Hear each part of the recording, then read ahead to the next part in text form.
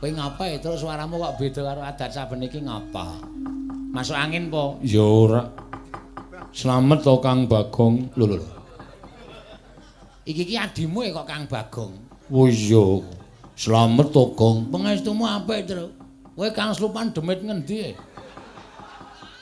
Kok dadi omonganmu beda karo adat saben. Piye Kang? Iki sowan ana ing Buyub Rukun Bandul Rompul. Ulupis kuntul baris. Nggone padha mbangun dusune dhewe-dhewe. Kirange sing lanang seniman semene seniman sing wadon seniwati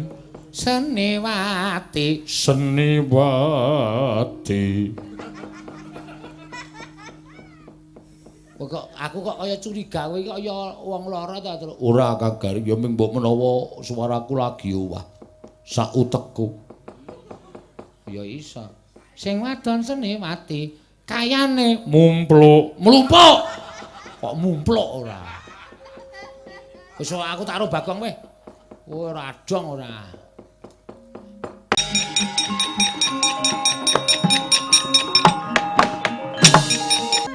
Kembang popong ana tebang rayungan loma lengkung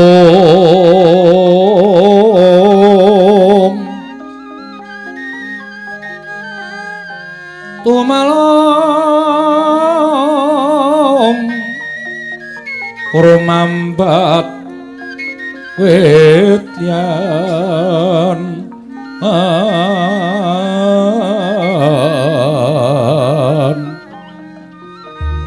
wis semu kang mawur raras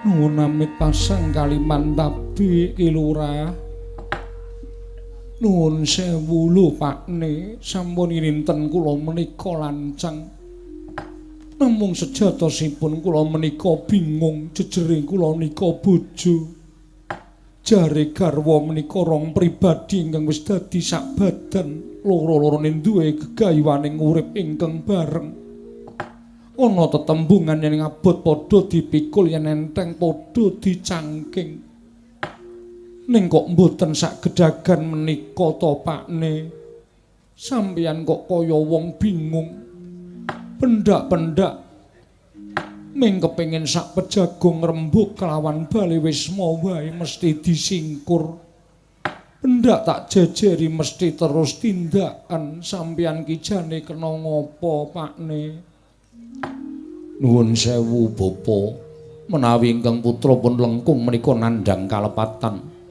menika lepat kula mapan wonten ing pundi menawi kula nandhang dedosan dosa menapa ing badhe kula sandhang dene kula wantun tumindak dosa kaliyan tiyang sepuh kula kaliyan sudarma kula Bapa Pakne mbok ampun ngoten to kula aturi paring pangandikan aja terus meneng wae ngonten niku kula niku ya wis kurang apa leladi karo sampeyan jarene nek esuk senengane teh kenthel gulane batu ya wis tak gaweke monggo wis dibesutke klobot li ajar besut wis suwe bareng wis iso besut kok tanpa disenggol jarene senengane jangan lombok ya wis tak olahke nganggo krupuk urang ya wis tak tukokke lawuhe tempe garit ya wis tak sediani kok mesu kendel wae wong aku ya wis goleki nang ndi kula niku ya wis ngupaya isane entuk ndok kasin. Anim kae merga ora ngrasake nukokke. So nek wis dewasa wis tuwa genti dijaluk karo anake, genti ngrekoso nuruti karepe anake sok bakale krasa. Ning nek kowe sesuk duwe anak, anakmu mesti ya ngabekti karo kowe wong pokal gawe apa tindak tandukmu ya ora tau gawe lorone bapak. Inggih. Rantawati kula wonten dawuh. Wah, jan. Aku ki saben dina kaya ora percaya. Ing atase aku ki ming pono kawan kaya ngene kok dadi mantu ratu. Mantuning Sinuwundarawati, kowe iki anake Sinuwundarawati putraning Nalindra. Monggo kowe iki jane nek ngarah wong bagus kuwi iso lho.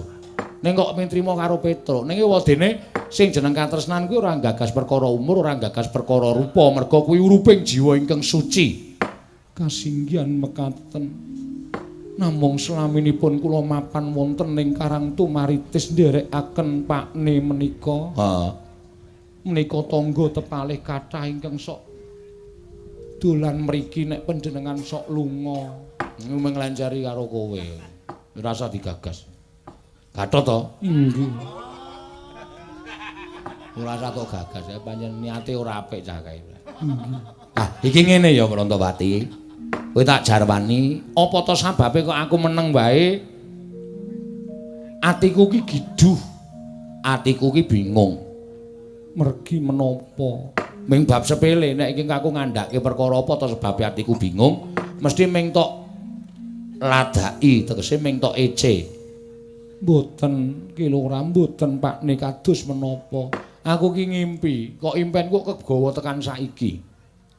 Impenipun menapa? Ngomah kene kaya duwe gawe gedhe.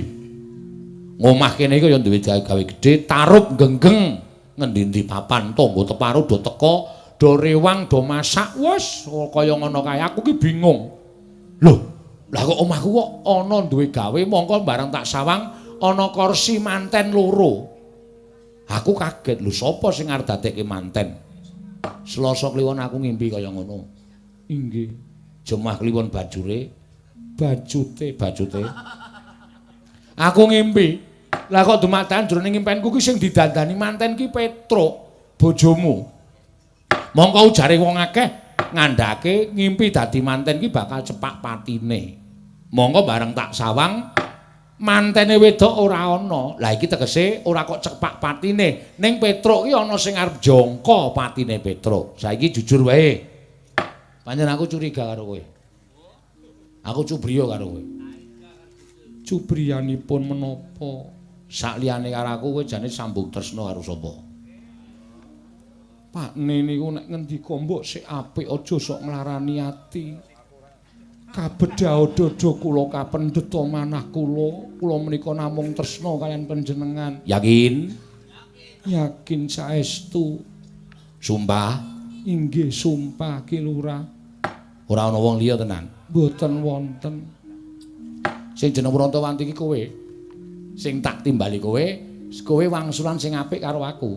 Kula sampun wangsulan lahir batos. Kula mboten badhe tumindak aneh-aneh. Lah nek ngono pancen ana wong liya sing arep jangkah karo patine Petruk. Nek kowe ora duwe wong sing tresna karo kowe terus ngarah karo patine Petruk iki aku terus lek arep golek iku carane piye? Kula piyambak ugi mboten mangertos caranipun kados pundi. Piye kok? Kula mboten tumut-tumut perkawis menika Kanjeng Rama. Kula menika lare sak menika. Tegesipun kula menika mboten pitados kaliyan impen. Namung kemawon kesangeten Kanjeng Rama menawi gagas perkawis pasumpenan. Ora perkara kebangetan gagas perkara impen, ning aku ki ngrasake impen kadangkala ana kasunyatane merga impen kuwi ana sing dipetung. Puspa tajem kadoro dasih kuwi impen sing bakal nemai mekaten. Mongko impenku kuwi tibane tiba puspa tajem utawa kadoro dasih. Lah iki terus carane lek arep goleki sapa sing arep mentala mateni karo Petruk ki carane piye? Kula nderekke mawon. Kersanipun kados pundi? Prantawati piye?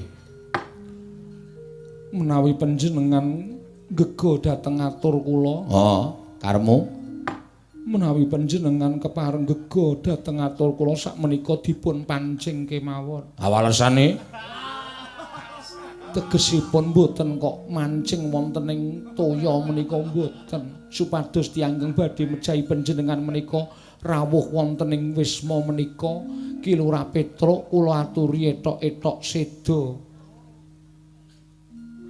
Maksude panjenengan etok-etok seda dadakan lajeng mangke kula krukupi jarik Terus kula tak bengok-bengok nangis mangke nek tangga teparo do teka. Ketok lho sing seneng kali sampeyan mati kali sing mboten seneng menika ketok. Sing ora seneng ya tegese lahir batin tresna kaliyan sampeyan. Ning nek sing seneng sampeyan tekaning pati ya niku wong sing arep tumindak ora apik karo sampeyan. Ing Petro kang malega-lega antong bolong isine kosong.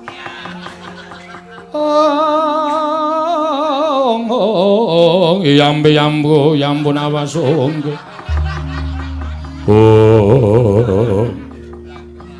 Apik. Idemu apik. Nek ngono kong golekno apa jarik sing ora pati apik inggih. Aku tak nglikar ning amben kene kruku pono mengko gek ibumu kon bengok-bengok nangis kowe ya nangis men tangga teparo do teko.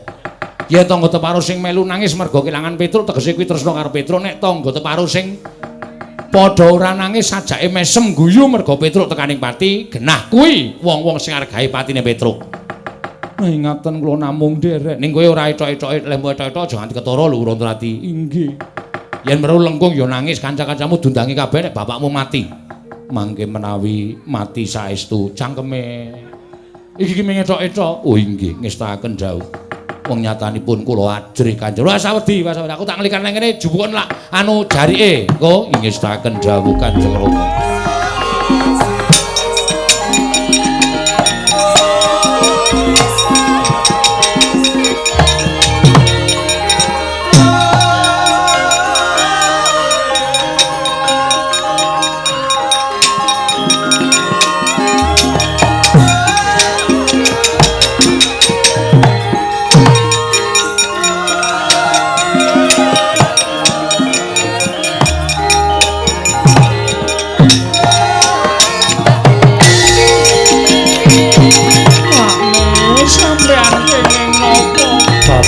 Sampeyan kenging napa Bapak?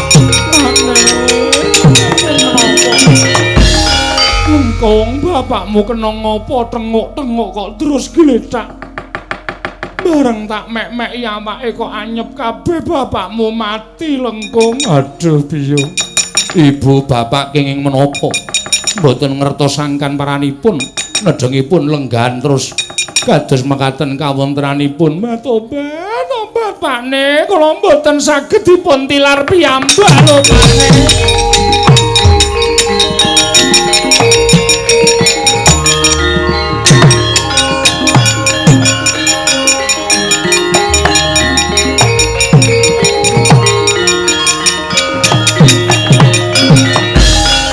Kajarian putra lamun kawekasan ya kawi sanggeni maya wisanggeni maya Wisnu Pradenta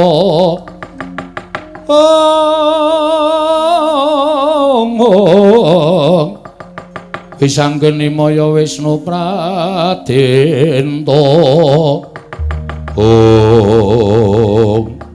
Pakne sampeyan kena ngapa Bapak sampeyan kenging napa kula tasih betahaken Bapak supados angampi gesangipun Lengkung Bapak sampun seda. Pakne, mbok aja kaya ngono to aku ra iso urip ijen, Pakne. Lengkung?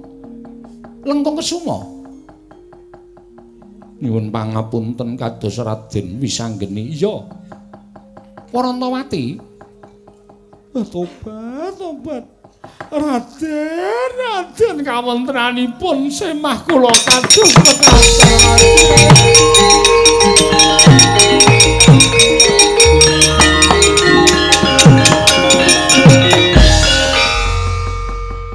Ngarepan omah kok dipanjer gendera putih. Iki sapa sing ora ana? Ngaturi Mas pausaken dhateng kawontenanipun ingkang abdi pun Kilurah Petruk. Nalika semanten nembe jejagongan kalian kula mboten ngertosaken paranipun. Lajeng keselak. Watuk-watuk tumuli dawah saking pelenggan. Tumunten sak mangke sampun mboten saged glawat.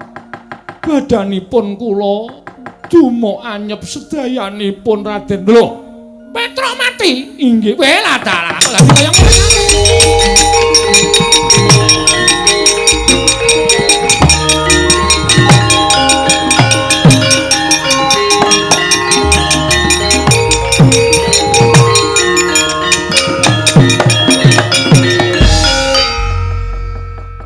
Ya wis nek ngono aku ngucapake bela sungkawa ya Wrantawati. Inggih, Raden. Wis ora usah kuwatir, mengko kowe ora usah bingung. Petruk mengko dipendhem ning endi upama nganggo Prabaya aku sing ngragati. Yen perlu slametane Petruk kowe ora usah matur para Pandhawa. Tak slameti nganti tekan rampunge nggone nylameti Petruk. Matur sembah nuwun. Matur suwun Raden. Ya padha-padha. Lah kok edan temen. Ning ya wis ora apa-apa wong sing jeneng pati uripe menungsa kuwi gumantung marang panguwasaning Dat Kang Murweng Dat. Ya kuwi lho. Mula tak jaluk kowe kabeh kuwi percaya karo panguwasaning Gusti merga Gusti kuwi nitahake titah ning alam padang kuwi anut marang kuasane lan kodrate. Inggih. Bojomu lagi tenguk-tenguk mongko ngombe wedang keselak tumuli tekaning pati. Kuwi mbok menawa dadi kodrating Wang Mahanasa. Inggih. Luwih akeh sing nalika semono lagi ngopo-ngopo mongko ora ngerti dodok selaing perkara wekasan tekaning pati kuwi kabeh dadi panguwasaning sing gawe urip ming kudu ikhlas. Matur sembah nuwun. Lah kepiye meneh wong dadi kersaning sing maha jagat. Mula ya wis ingkang ana kuwi bakal tumuli bali ora ana. Awale ora ana, mengko ana terus dadi ora ana meneh. Wis dadi kodrating Wang Mahanasa. Inggih, ngestaken dawuh. Aja kok Petruk, aku sesuk ki mesti bakal ya tekaning pati. Ning mangsa kalane kapan kuwi mbuh awak dhewe ora ngerti. Isih suwe apa mung kari cendak umure awake dhewe kuwi, ya tetep awake dhewe ora iso ngerti. Sing ngerti mung panguwasaning Gusti. Inggih. Wis lengkung rasa nangis. Inggih. Sareng kula ngertos pangendika panjenengan. Lajeng tumuli ikhlas lair batos kula. Nyatanipun tiyang gesang wonten ing alam padang menika mboten selaminipun sesarengan nadyan menika tiyang sepuh. Rama kula piyambak nadyan kula ibu kula piyambak selaminipun mboten badhe sesarengan tumuli wonten wancinipun pisah. Mestine ngono. Inggih. Mula dadi patuladan lan kaca benggala wong urip ing alam padang kuwi nyuda tumindak ingkang adigang adiguna. Nyuda sumangah sesungaran sombong umuk kekuwataning menungsa kuwi sepira paribasane mung bledhog ana ing astane sing gawe urip. Inggih. Matur suwun Raden. Padha-padha ora apa-apa. Lah terus kowe wis ngrancang urip sak teruse apa urung? Tegesipun kados pundi? Sakbare Petruk mati kuwi apa kowe arep ngrandha? Apa kowe arep golek bojo meneh? Merga lengkung ya isih mbutuhke Prabaya dienggo sekolah mbok menawa lan nggo uripe anakmu si lengkung. Kula tasih bingung. Kula tasih tresna kaliyan Ki Lurah Petruk. Wis aja tok tresnani, kowe ki tresnani wong mati ki entuke apa? Ngaten. Lah arep tok tresnani pendak dina nek wonge wis ora ngerti, wonge wis ora krasa, wonge wis tekaning pati kuwi kowe entuk apa? Malah gegerus atimu dhewe. Kowe mbebecer wektu lan uripmu ingkang tanpa guna. Mekaten Raden, bener. Lah dos pundi wong nyatane upama kula menika winengku dening priya ya sapa sing gelem wong kula niku randha. Ge anak siji. Mengko dipun westani angge-angge orong-orong. Kok sik to, aja sok sembrono kowe iki sak dadi bojone Petruk kok iso mbanyol lho. Mboten ateges menika. Nanging ya sapa sing gelem. Kowe iki jek enom. No. Nek kowe nyebut sapa sing gelem kuwi keliru. Wong kowe kuwi iki gamanmu akeh. Gaman menika tegesipun daya kekuatanmu, pasuryanmu ya ayu, kowe anak ratu. Mongko nek semono bejo temen uripmu mung dimpek karo Petruk, mongko saking para satriya-satriya iki padha kedanan karo kowe. Lah kok bejamu kinodratake entuk Petruk. Ning ya bejamu meneh Petruk tumuli tekaning pati, mongko kowe isih enom. Inggih. Ha iki ngene. Iki mung upama lho. Inggih. Bangane kowe diwengku wong kana-kana. Inggih. Tur aku ki rak ya isih muda. Tegesipun kados pundi? panjenengan paring pangandikan menika tegesipun kados pundi? Ngene lho, aku ki sena mongko ya urung mengko garwa. Mongko wong golek bojo kuwi angel. Wong golek bojo kuwi angel, kosik to tak omong dhisik.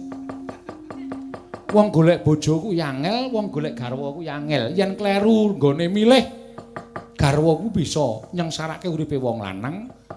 Nanging yen bener nggone milih wong wadon kuwi iso ngunggahke derajating wong lanang. Inggih. Lah saiki aku tak takon karo kowe, upama kowe kuwi karo aku ngono cocok ora? Tobat namung gumantung anak kula, nek anak kula cocok kula ya cocok. Lengkung piye? Kula nderekke mawon. Nang ngaten Raden badhe mengku garwa Kanjeng Ibu. Nek kowe entuk ora apa-apa, nek kowe ora entuk ya ora. Menawi kula menika nggih boleh-boleh saja. Iki anak Petruk ya senengane mbanyol, boleh-boleh saja ki basa ngendi. Menawi kersa monggo Kanjeng Ibu, menawi tresna inggih monggo, mboten menapa-menapa leres ngendikanipun Raden Wisanggeni. Nunggoni wong mati. Menika mboten badhe pikantuk menapa-menapa. Menawi Raden saestu lahir batin kula pasrahke mawon tinimbangane urip kula namung kleyang kabur kanginan sarah mungguing lautan. Wastra lungset ing sampiran langkung-langkung dadi rondo menika wis dijinjit-jinjit le mlaku isih dirasani tangga teparo. Bener, lha inggih. Mila kula nderek kalian panjenengan kemawon Raden.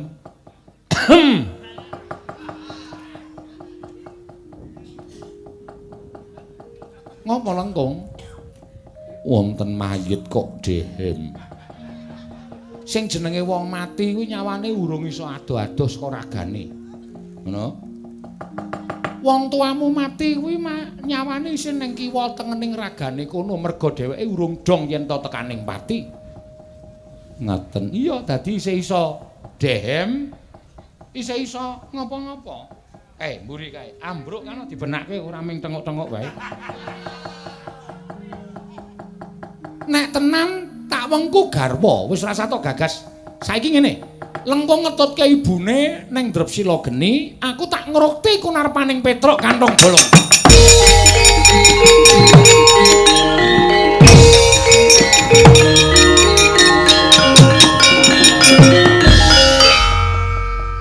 Wah, lah bojomu urip ngono kok. Urip-urip ora.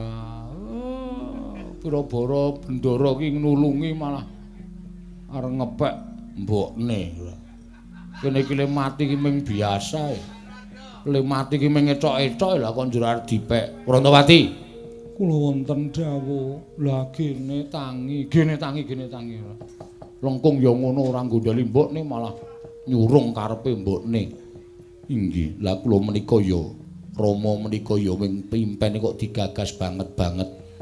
Mula gandeng ana Ndara Wisanggeni iki impen iki arep tak aturke Ndara Wisanggeni. Merga piyai kuwi piyai pinter. Ngaten, Bapa. Kono mundur ngestaken dawuh. Kono Prantawati kono nyetrika apa-apa kono.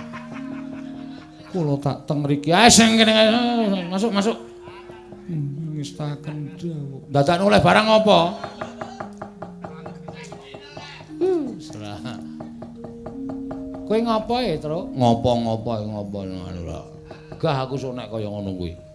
Lah aku ki ngerti nek kowe ki ora mati kok. Aku ngerti nek kowe etok-etok mula aku terus duwe ego vertikal ngene iki men kowe kuwi tangi. Wah, pancen sampeyan iku wong pinter. Ora kowe ngopo? Enten tiyang sing ajeng jarah kula. Lho, jarah piye? Tegese jarah pati kula. Kula ajeng dipateni. Kok kowe iso mong kaya mengkono buktine apa? Kula ngimpi. Ngimpi apa? Dadi manten. Monggo mantene wedok ora ana. Nek mantene wedok ana tegese kula Petruk niku mati saka karepe sing kuwasa. Nek mantene wedok ora ana kula nyandang manten dhewe mongko pahargane wis genggeng niku tegese ana wong sing ajeng nyolong karo uripe Petruk. Mula kula ora trima. Kula carane ngenten iki niki wau ming dadi go vertikale Warantawati supaya ana wong sing tekan kene nek wong sing tekan kene niku ketoke sengit karo Petruk berarti Petruk sing mantene Petruk. Ngono nggih. Paham to sampean? Ngerti. Mula kula pasrah Ndara Wisanggeni dinten sakniki kula nyuwun dislametke supaya aja nganti tekaning pati. Mangsawang, anak kula Lengkung isih enom, isih bocah. Nek nganti kula mati sapa sing ngragati anak kula? Ngono Petruk. Nggih. Kowe ndek pusaka to? Napa? Petel. Gadah. Kene tak silihe. Petel siji arep disilih. Tak silihe engko tak balekke. Nek nganti ilang tak ijoli petel 40 nggo nutuki ndasmu kuwi. Ya ora ngono kok yo nesu. Mung disilih petele kok ora entuk. Nggih, siap. Petel. Ah. Niki. Ajeng manapake jarene petel iki kondange ampuh. Wah. Oh, kerep tak nggo nyolong ora tau konangan. Nggo nyolong kok ora konangan. Ampuh kegila-gila. Nek ngono petel iki ampuh tenan. Tak pujane. Dipuja napa? Wis kowe meneng wae.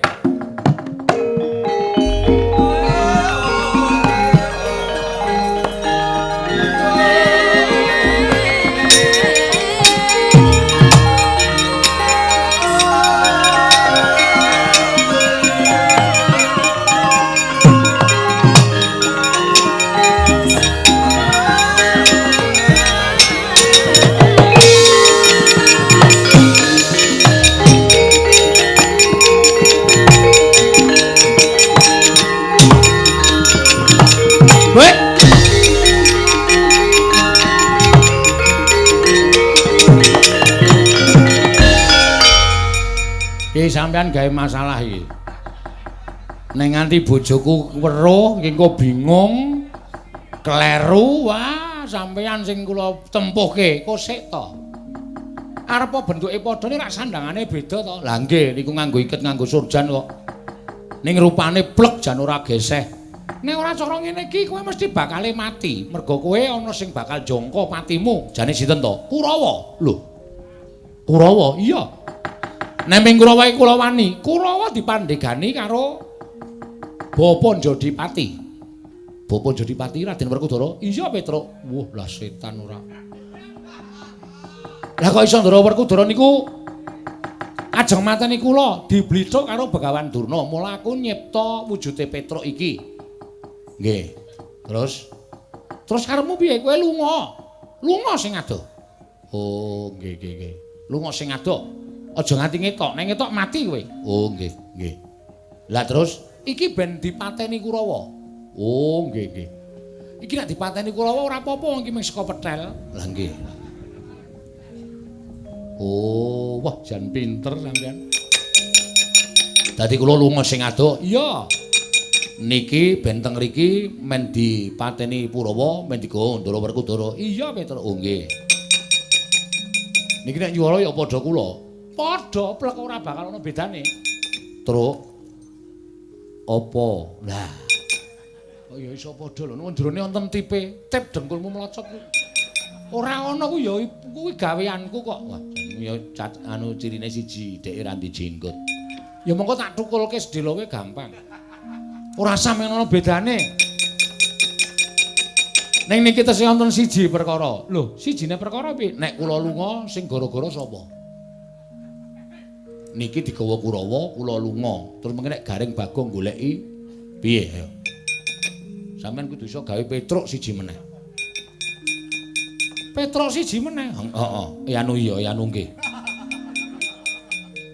Piye iso ora? Iso. Nek iso kula tak ndelok sik kaya ngapa lek sampeyan gawe Petruk. Ning saka wong lho, sakarep sampeyan.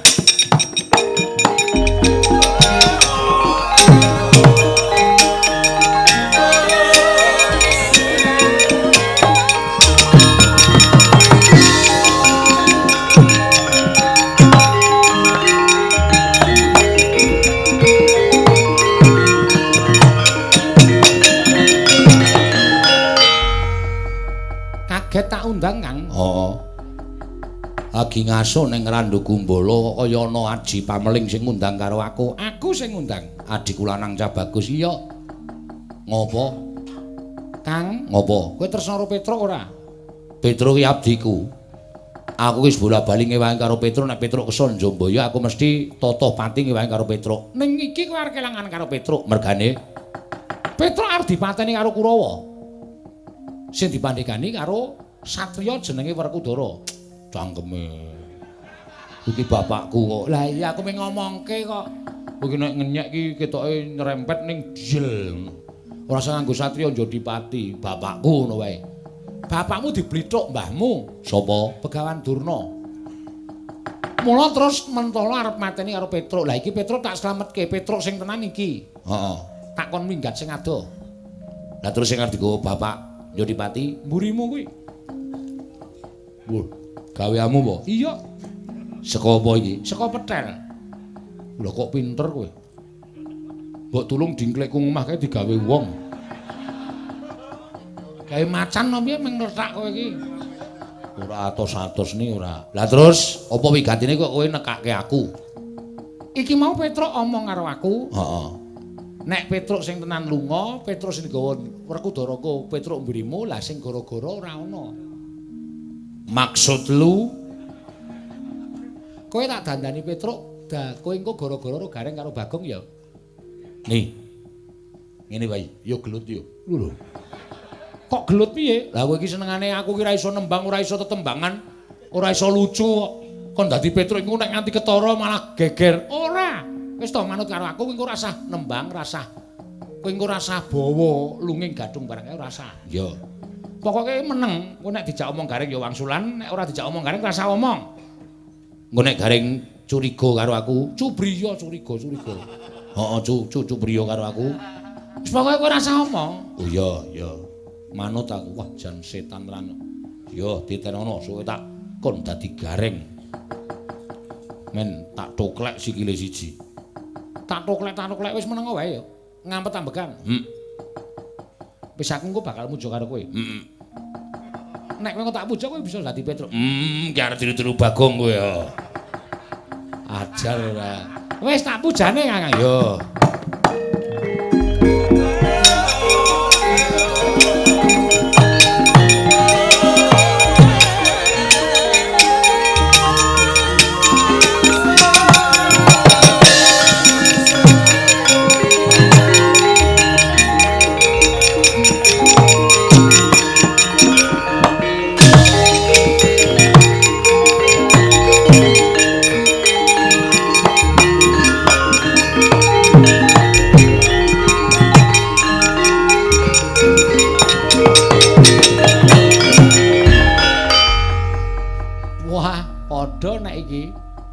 Wah iki iso cilaka lho.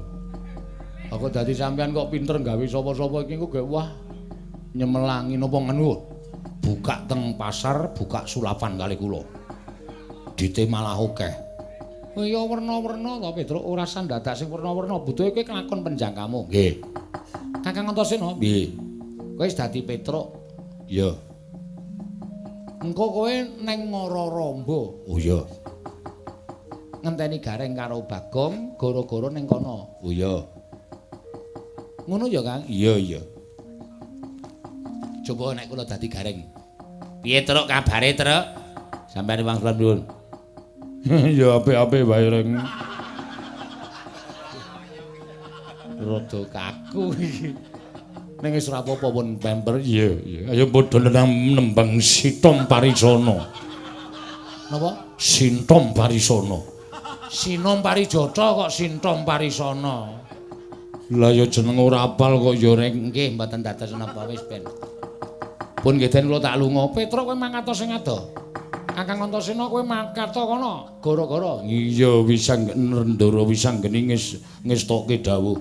Ora sah basa lho, kowe basa ting pentalit wong kowe iki asline ora iso basa. Iya ngestokke dawuh. Wis ya Truk aku tak mangkat, Truk. Cilaka iki. Lah wagu kaya ngono ora apa-apa sing penting aku tetep arep goro-goro. Rewel ngene salah ngono salah. Rewel ora asah nembang. Wegah aku. Ngomong terus terang terus pelep. Malah tampa utawa bolam barang ora. Ngono. Petruk mlayu sing adoh. Petruk kedadean saka petrel nek ana wong tekan kene kuwi arep digapak-gapake manut. Ayo saiki padha ngayahi kewajibaning dhewe-dhewe. Matur nuwun nggih, Den.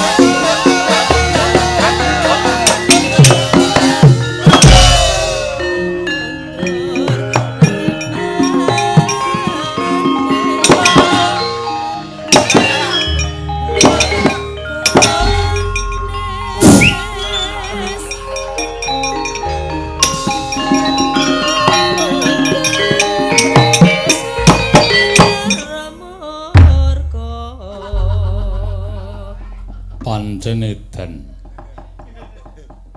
Dulurku siji kae mlekotho karo kadange tuwa.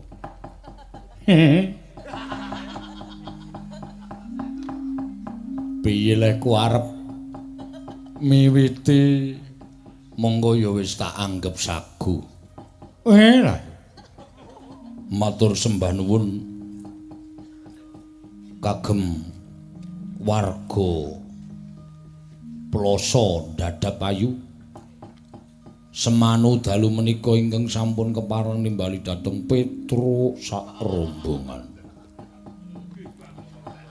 Mugi tansah pinayunganing kawidadan nir ing sambikala lan tansah nampi berkah Gusti.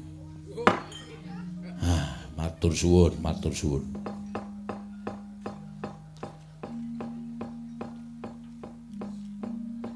Kedhep ngandel ora. Jian aku kaya arep kepengin nothok adhiku lanang. Wong ora iso nembang, ora iso joget kok didapuk kaya ngene kon ngancani gareng karo Bagong. Lumbung tisu. Piye lek ku arepe lah aku sok nonton Petruk nek gara-gara kae sok dipasrahke karo ibu-ibu Waranggana. Wah, la ya jan ya penak nek dadi ponokawan. Iso mong bebas. Kula nyuwun pambiyantunipun Ibu Waranggana ingkang iring pinggir piyambak. Mboten sami kejawi namung Ibu Prasti. Kula suwun supados nyekar supaya nyekar apa ya? Pelangi-pelangi. Wah, aku nek ngene iki terus jengkel karo pisang gringan kok arep tak antem-antem mesti ditelong nang nek rampung lha dadi Petro plekotho genti. Gending ora ngerti, tembang ora ngerti.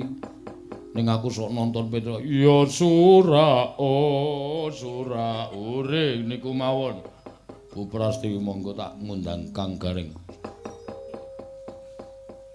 Ya su. Enten ikit mau Kang Gareng. Kowe ngapa ya terus suaramu kok beda karo adat saben iki ngapa? Masuk angin po? Ya ora. Slamet to Kang Bagong. Lho. Iki adimu kok Kang Bagong. Oh iya. Slamet to Gong. Pangestumu apik, Tru. Kowe Kang Slupan demit ngendi? Kok dadi omonganmu beda karo adat saben. Piye Kang? Iki sowan ana ing Laladan. Kalimantan Barat. Iki ngapa ta cah iki kok kaya edan ta cah iki? Iki nang Ploso Dadapayu semanu adicara merti dusun. Kuwi apa kuwi? Iya engko nembang kuwi apa kuwi rasa. Kowe kena ngapae, Truk?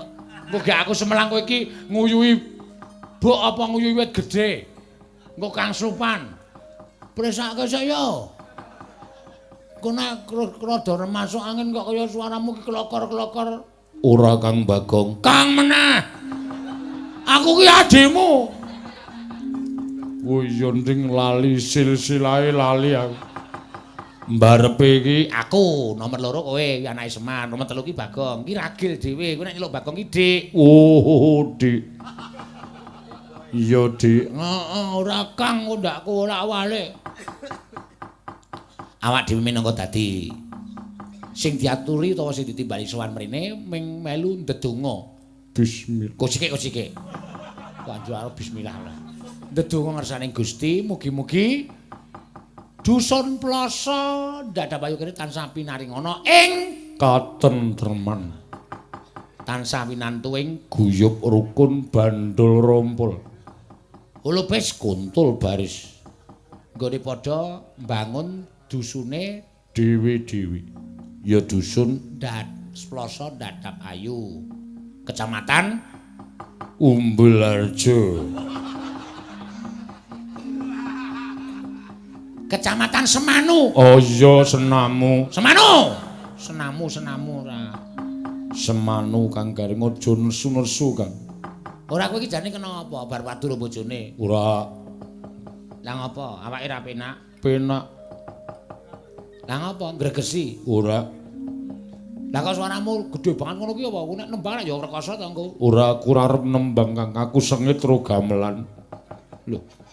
Biasane kowe iki tresna ro gamelan, seneng ro uyon-uyon. Mbuh, bengi iki aku kok kaya ora cocok karo gamelan.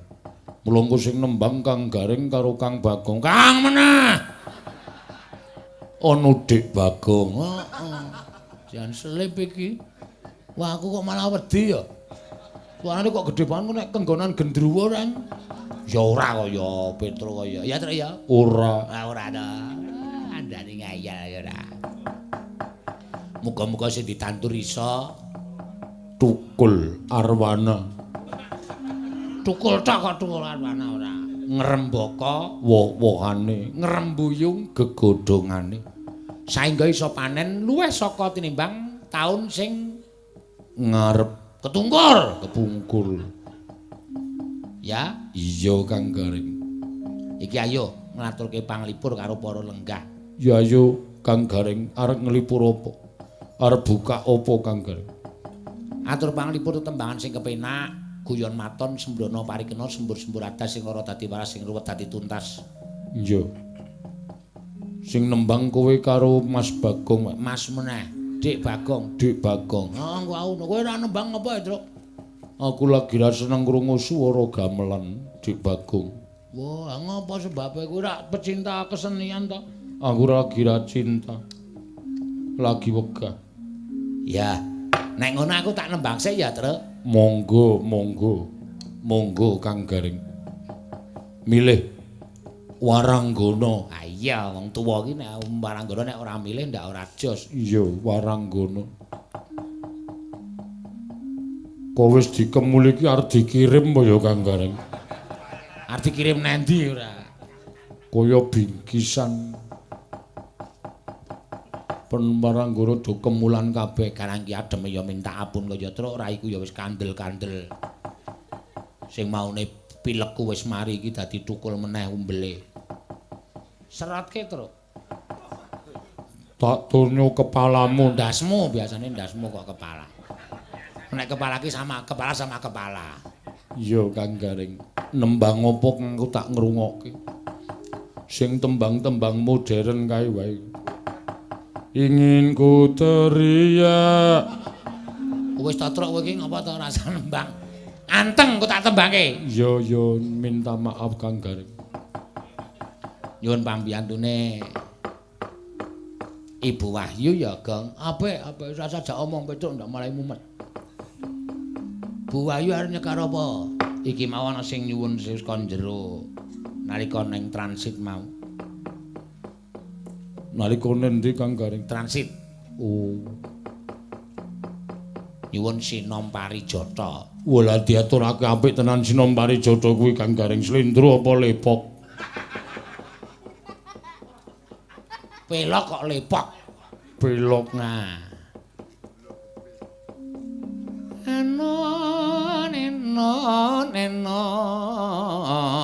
Neno wah penak tenan lho. Wah gironge sing lanang Seniman sing wadon Seniwati